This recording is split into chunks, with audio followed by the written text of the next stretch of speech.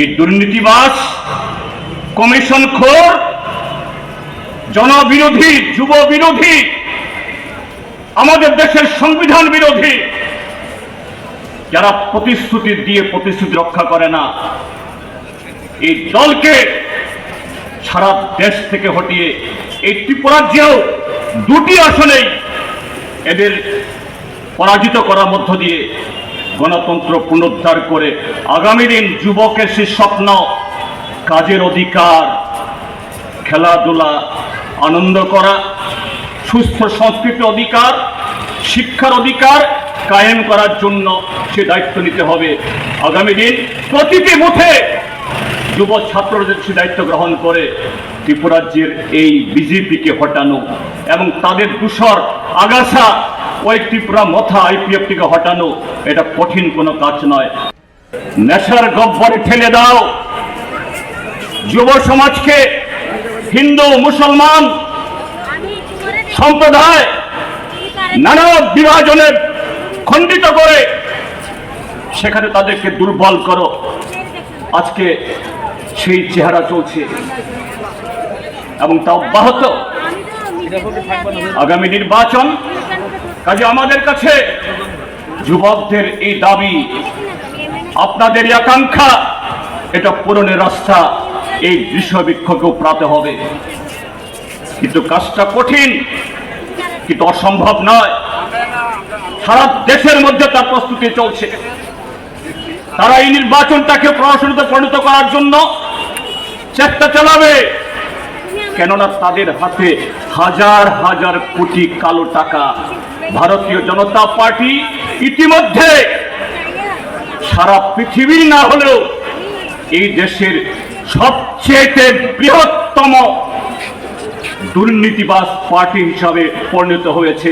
এটা আমার কথা নয়, ভারতবর্ষের কোন নাগরিকের কথা নয়, ভারতবর্ষের সর্বোচ্চ আদালত এই ভারতীয় জনতা পার্টিকে তারা যেভাবে অসাংবিধানিক ভাবে একটা কালো আইন তৈরি করে টাকা তুলেছে আজকে প্রমাণিত, এবং সেই প্রমাণ বিলোপেও সর্বশেষ চেষ্টা করে গেছে, তারা পারেনি।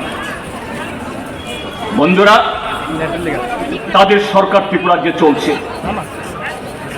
এখানে যুব বন্ধুরা বলেছেন এখানেও সেই 2018 নির্বাচনের আগে এরকম গ্যারান্টি দেওয়া হয়েছিল। প্রথম বছরে 50,000 চাকুরি, পরবর্তী 4 বছরে আরো 6.5 লাখ চাকুরি, 5 বছরে 7 লাখ চাকুরি। 5 বছর অতিক্রান্ত হয়ে আরো 1 বছর চলে গেল। ত্রিপুরা মথার সাথে যুদ্ধচুরি খেলে সংখ্যালঘিষ্ঠ ভোট পেয়ে আবার সরকারে বসে আরো 1টা বছর অতিক্রান্ত করেছে। আমাদের ত্রিপুরার যে কর্মসংস্থানের চেহারা কি? এই সেদিন 1 মার্চ বিধানসভাতে কোন বাজেট অধিবেশনে বাজেটের প্রস্তাবে সেখানে সরকারি দপ্তরগুলোতে কর্মরত কর্মচারী নিয়মিত বা অনিয়মিতদের তালিকা প্রকাশ করতে হয়, সংখ্যা বলতে হয়। কি সংখ্যা বলেছে? 2018 ইংরেজির মার্চে যখন বামপন্থী ফ্রন্ট সরকার বিদায় নেয়, তখনও এই ত্রিপুরাজ্যের যে সরকারি তহবিল থেকে নিয়মিত বা অনিয়মিত প্রায় 1,60,000 কর্মচারী বেতন নিত। 6 বছর শেষে এটা নেমে এসেছে 1,30,000-এর নিচে। তাহলে তাদের সে 50,000 চাকরে আরো 6.5 লাখ পরবর্তী 4 বছরে কোথায় গেল? ছিটে ফুটো বিভিন্ন বাধ্যকতায় পায় না। এ হলো বিজেপি। এইভাবেই আমাদের দেশের সবকটা রাজ্যে, এ রাজ্যেও শুধু যৌবনের না, সমস্ত অংশের মানুষের অধিকারকে তারা খর্ব করছে। এবং আমরা আরো কি দেখছি, ত্রিপুরাজ্যে ইতিমধ্যেই 2টি লোকসভা কেন্দ্রে তাদের প্রার্থী ঘোষণা করেছেন। বলছেন ত্রিপুরাজ্যের মধ্যে একেবারে অনায়াসে বিভিন্ন রাজ্যের মধ্যে যে স্লোগান তুলছে আপকি বার 400 পার, তার মধ্যে ত্রিপুরাজ্যের 2টি আসনে। একটা তো অন্য রাজ্যে প্রার্থী দিয়ে দিল, যিনি ত্রিপুরার সংস্কৃতি জানেন না, ভাষা জানেন না, ককবরক জানেন না, ত্রিপুরাজ্যের মাটি জলের গন্ধ কিরকম জানেন না, তাকে তার সাথে আরেকজনকে প্রার্থী করা হয়েছে। কে সে? তিনি ত্রিপুরাজ্যে সেই মিশন ডকুমেন্টের হাত ধরে মোদী এবং অমিত শাহ তাদের মিথ্যা প্রতিশ্রুতির জেরে এ রাজ্যে উড়ে এসে জুড়ে বসেছিল। এই ত্রিপুরাজ্যের মধ্যে সমস্ত গণতান্ত্রিক ব্যবস্থা অধিকার তছনছ করে ফ্যাসিস্ট রাজত্ব কায়েম করার একটা ল্যাবরেটরি হিসাবে ত্রিপুরাজ্যকে ব্যবহার করা শুরু করেছিল। তার উদ্যত্ত, তার অহংকার, বলছিলেন আগামী 25 বছর তিনি সেই মুখ্যমন্ত্রী পদে থাকবেন। সিপিআইএম বামফ্রন্টকে বঙ্গোপসাগরে বিসর্জন দেবেন। তার কয়েক ঘন্টার মধ্যেই তাকে কোনো বলা নেই, কোয়া নেই, তাদের কেন্দ্রীয় নেতৃত্ব মন্ত্রিসভা থেকে, মুখ্যমন্ত্রী পদ থেকে গলা ধাক্কা দিয়ে হটিয়ে তাকে বস্তাবন্দি নিয়ে গেল। এখন 4 বছর বাদে তিনি রাজ্যসভার সদস্য, সম্মানের সাথে বলছি, রাজ্যসভার সদস্য এবং লোকসভার সদস্যের তার অধিকারে কোনো ফারাক নেই, বরঞ্চ রাজ্যসভার সদস্য 6 বছর মেয়াদ, আরো 4.5 বছর তার মেয়াদ আছে। হ্যাঁ, যে কোনো রাজনৈতিক দলের অধিকার তার প্রার্থী কে হবে অন্য কারো জিজ্ঞাসা করার কোনো অধিকার নেই, কিন্তু একজন নাগরিক হিসেবে জিজ্ঞেস করতে পারি।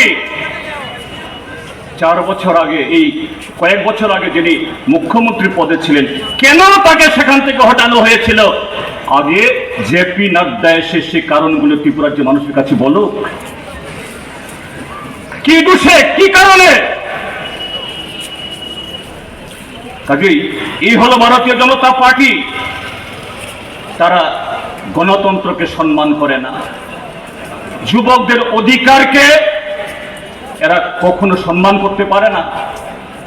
কাজেই এরকম সন্ত্রাসের আবহের মধ্যে, মিথ্যার আবহের মধ্যে কিভাবে ক্ষমতা দখল করতে পারে, সেই অসাংবিধানিক পথে হাজার হাজার কোটি টাকা তুলেছে, এটা ব্যবহার করে এরা মনে করছে আবার ফিরে আসবে, তা সহজ নয়। কাজে যুব বন্ধুদের কাছে আমার আহ্বান, সামনে এই ত্রিপুরাজ্যের জনগণের সামনে, সারা দেশের সাথে একটা মস্ত বড় সুযোগ আসছে। এই দুর্নীতিবাজ, কমিশনখোর, জনবিরোধী, যুব বিরোধী, আমাদের দেশের সংবিধান বিরোধী, যারা প্রতিশ্রুতি দিয়ে প্রতিশ্রুতি রক্ষা করে না, এই দলকে সারা দেশ থেকে হটিয়ে এই ত্রিপুরাজ্যেও 2টি আসনেই এদের পরাজিত করার মধ্য দিয়ে গণতন্ত্র পুনরুদ্ধার করে আগামী দিন যুবকের সেই স্বপ্ন, কাজের অধিকার, খেলাধুলা, আনন্দ করা, সুস্থ সংস্কৃতি অধিকার, শিক্ষার অধিকার কায়েম করার জন্য সে দায়িত্ব নিতে হবে। আগামী দিন প্রতিটি বুথে যুব ছাত্রদের সে দায়িত্ব গ্রহণ করে ত্রিপুরাজ্যের এই বিজেপিকে হটানো এবং তাদের দূষর আগাছা ওই ত্রিপুরা মথা আইপিএফ থেকে হটানো, এটা কঠিন কোনো কাজ নয়। আজ থেকে এখানে আমাদের মিছিল হলো, কর্মসূচি হলো, সারা ত্রিপুরাজ্য প্রত্যক্ষ করেছে, আপনাদের আওয়াজ শুনেছে। আপনারা ঘরে ফিরে যান, প্রত্যেকটা বুথে আজ থেকে কাজ শুরু করুন। বিজেপিকে বাক্সয় ভরে অর্থাৎ পরাজিত করার মধ্য দিয়ে আমাদের সে দায়িত্ব সম্পন্ন হবে, এ কথাগুলো বলে